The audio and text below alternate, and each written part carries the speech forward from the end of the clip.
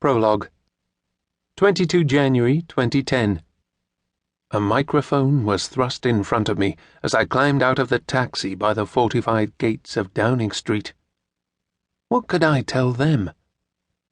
I was there because of something I did in the war, not my fighting in the Western Desert, not my being captured by the Germans, but because of what happened in Auschwitz.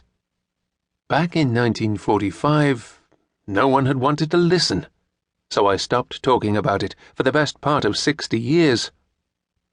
My first wife saw the worst of it. I would wake up, covered in sweat, with the sheets soaked, haunted by the same dream.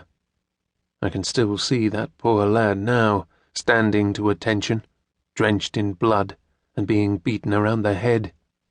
I relive it every day, even now, nearly 70 years later.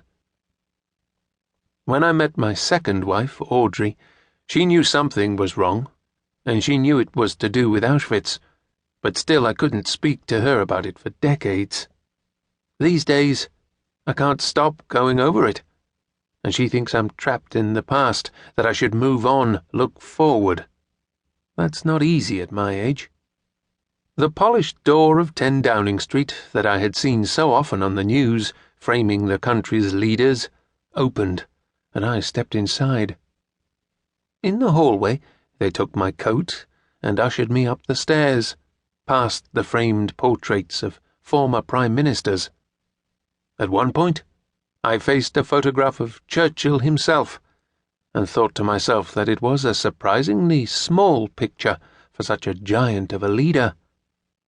I paused for breath, leaning on my metal walking stick before going on past the post-war premiers with Thatcher, Major and Blair towards the top.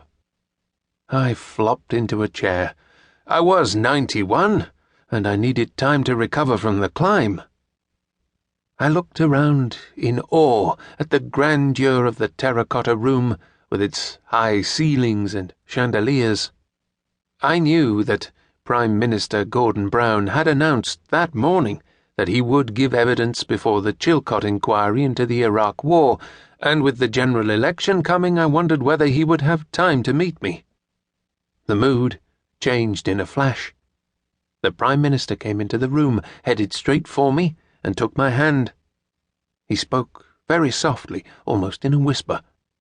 The room was now full of people, but it still felt like an intensely private moment. "We're very, very proud of you. It's a privilege for us to have you here," he said. I was touched. His wife, Sarah, introduced herself to me. I didn't know what to do, so I kissed her hand and said she was more beautiful than on the television. She was, but I still shouldn't have said so. It was the kind of indiscretion that luckily a 91-year-old can get away with. I quickly moved to safer ground by adding, "I liked the speech you made the other day." She smiled and thanked me.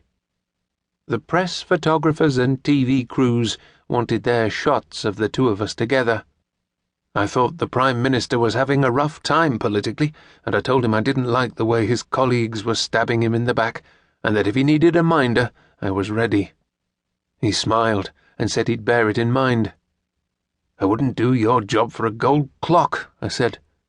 I may not have voted for him, but he was a decent man, and I was impressed by his sincerity. Gordon Brown's attention was intense and undivided, and for a while it felt as if it excluded all the other people in the room. I have a glass eye, another legacy of Auschwitz, and I struggled to focus on him with my good one. Mr. Brown is also partially sighted, and we sat so close together as we talked, our foreheads were almost touching. He spoke of courage and bravery, and I started to tell him about Auschwitz, IG Farben, the SS, all of it, the details tumbling out in no particular order. At one point I struggled to find a word, and Häftling, the German for prisoner, was what came out. That happens to me when I remember those days, a concentration camp survivor in the party said.